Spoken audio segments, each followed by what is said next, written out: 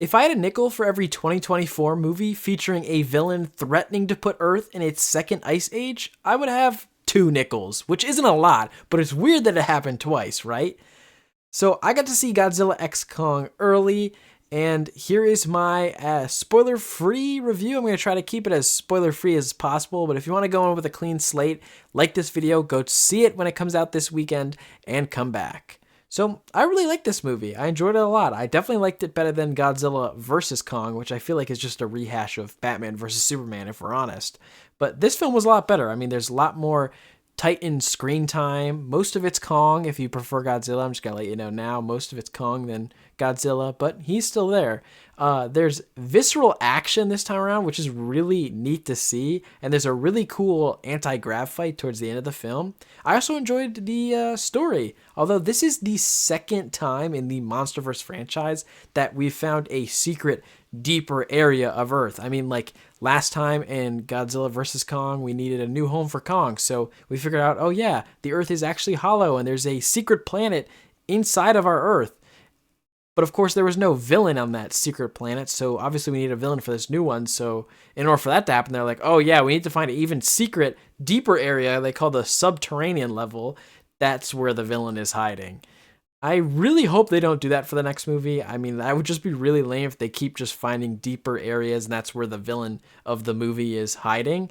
I think it'd be much more interesting creatively if they find another way to do that, something different in the next movie. I'm thinking, like, try to explore. I mean, Godzilla and Kong, they're on our side, but every time they go through a city, they're killing thousands of people. I'd love to explore that kind of bad side, you know? Like, yeah, there are heroes, but they're also killing us. Like, are we just supposed to be letting that happen?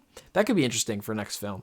The camera movements in this film, very creative, can be quite a lot, especially if you get motion sick. I just want to warn you right now. I mean, it kind of felt like I was on a roller coaster with how many times it's flipping and doing a barrel roll.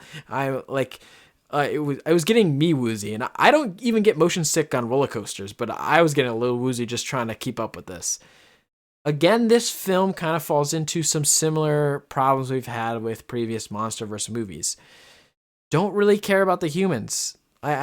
I think that they're trying to do this like human Titan balance, keep us balanced with the time in between we spend with the humans and the time we spend with the Titans. They do a much better job of this film than they did in Godzilla vs. Kong with that balance, but I just think that balance as a whole is a mistake because we're not going to care about the humans. Either go full in on the humans so we care about them or go full in on the Titans.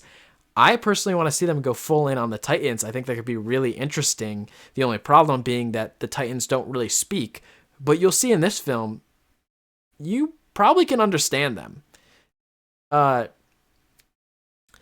If they want us to care about the humans, though, another fix that I might suggest is we break this like kind of unspoken rule of having a character, the same character, show up at least more than 2 movies in this franchise. So far, the max amount of times we've seen a human character is in 2 movies. We got to break that if we want to start caring about them. I mean, like, where was Millie Bobby Brown around this time? She didn't really have a big part in Godzilla vs. Kong, but where was she this time? If they really want us to care about this little girl from Godzilla vs. Kong who is in this movie as well, keep her in the next film. Like, I don't get why they keep bringing new people. It kind of feels like a different movie. It's not a part of the same franchise on the human side, that is.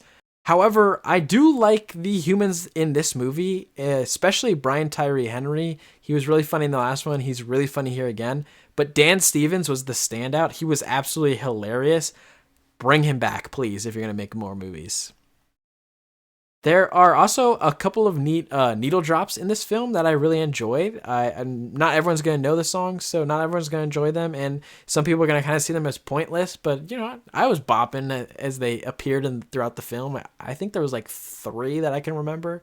But yeah, other than that, it's a solid film. I'm going to rate Godzilla x Kong New Empire 3.5 out of 5 toilet paper rolls. Check this one out and tell me what you think.